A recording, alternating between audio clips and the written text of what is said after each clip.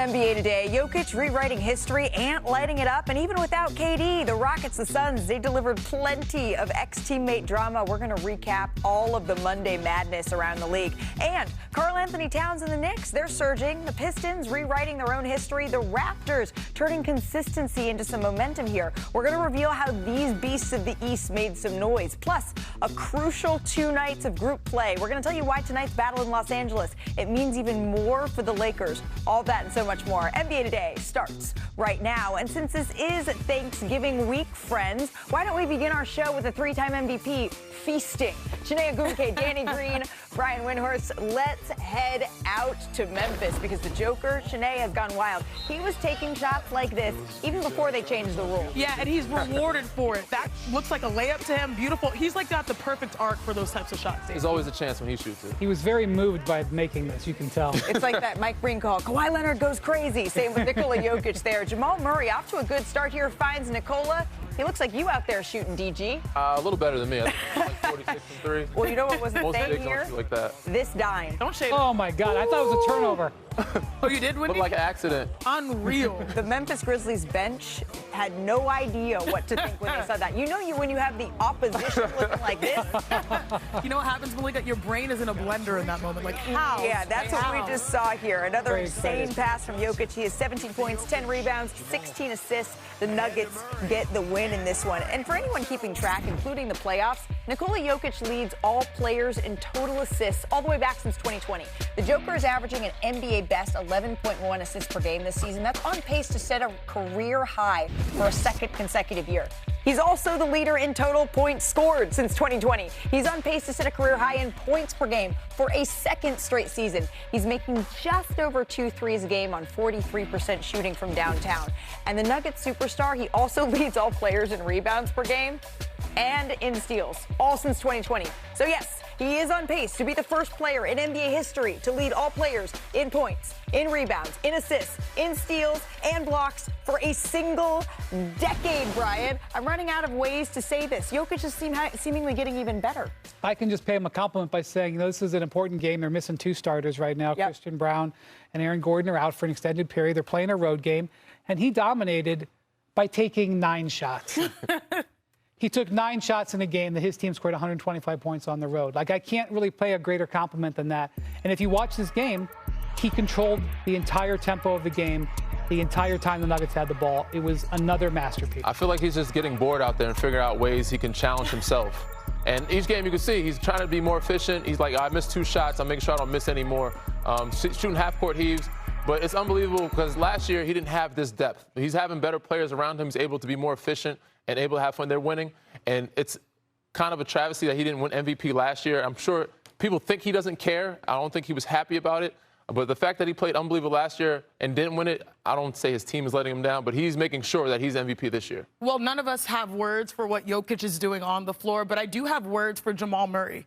All-star. I know it's season 9 for him, but this is a career year. He's averaging 23 points per game. But I want you guys to look at the points and assists combined. Yeah. 371 points, 108 assists through 17 games throughout his career. This is the most combined, so he's being truly productive. Right now, when you combine Jokic and Murray, they are the highest assist duo, combined for 17.4 assists, 4 more than any other duo, and the second highest scoring duo. That's a big gap. So when we talk about the best in basketball, pick and rolls, it's there in Denver or wherever they take that amazing circus on the road, because sometimes you look at Jokic, those passes, and it's like he's the ringleader of the NBA offensively. I checked in with the Denver Nuggets this morning, and there's just a trust that Jokic has always had. But when you see Jamal Murray, who's gotten historically off to slow starts these last couple of years, raising his level, Peyton Watson has been really, really good with Christian Brown and AG both out for extended periods of time here. You said he's making sure that he's going to be the MVP. The odds still have SGA and him kind of battling it out 1 and 2. I think that's going to be the story all season long here, Brian, but there's not enough good things to say about Denver. I mean, the Thunder are on pace for 77 wins. It's gone from 73 to 77. I mean, SGA is like scoring 30 in 3 quarters every night, so it's very difficult to have this conversation right now. It would be great for the league with so many stars who are banged up, if these two guys are able to stay healthy and have this battle down the stretch of the season. Do you see a world where you can get a co-MVP situation? No, because there's too many voters. I don't think you could ever line up. Co-MVP. We're too early for that. There's still too much season to be played. How about we show you another monster performance from one big man to another here? Because we had the Battle of the Boroughs in Brooklyn last night. Well, since this is the New York Battle, why don't we call him the Big Bodega, right? He held it down here for the New York Knicks, Danny. Battle in the apple. Tacking inside, getting that one to go here. And then a minute later, Kolick finds Towns again.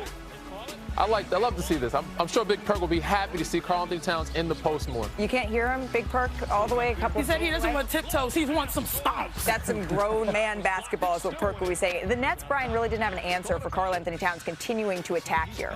He's just bigger than all their guys. Noah Clowney had a great game in this one, but Karl was just dominant and sort of canceled him out. And then here, one more time, Karl-Anthony Towns gets it at the top. Best shooting big in the game. Self-proclaimed best shooting big man in the league. Mikal Bridges kicking it back out. Towns, he finishes with 37 points, 12 rebounds. They get the win. Here's Cat after his big night. I still feel youthful as hell, so I feel, I get to the rim, I think I could always jump still super high and stuff. But experience has taught me just, how to get to my spots with less work. Not having to be so flashy, especially growing up in the hoop mixtape era. Just, keeping it simple, keeping the game as simple as possible. 1-2 dribble, get to the paint, make a right-hand layup, make a left-hand layup. Sometimes you take what I call talent shots, you're a step left floater, but, just keeping the game as simple as possible.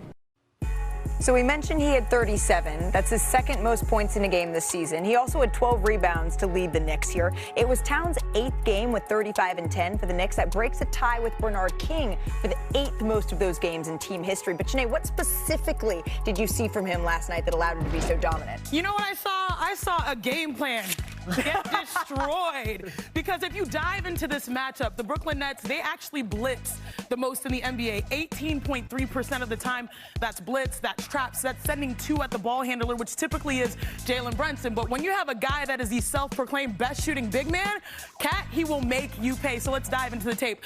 I love this right here. Here's the pick and roll. They combine for 51 points per game.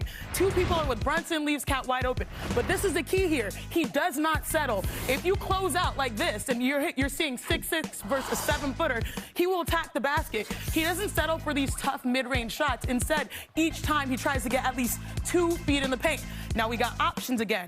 In transition, you see this pick and roll right here. It's typically going to bring 2 once again to these guys, to Jalen Brunson. But he has vision. He knows this guy has his back. Nice little behind-the-back dime. Now the closeout is not there. Look how much space he has. He is typically a 39% three-point shooter.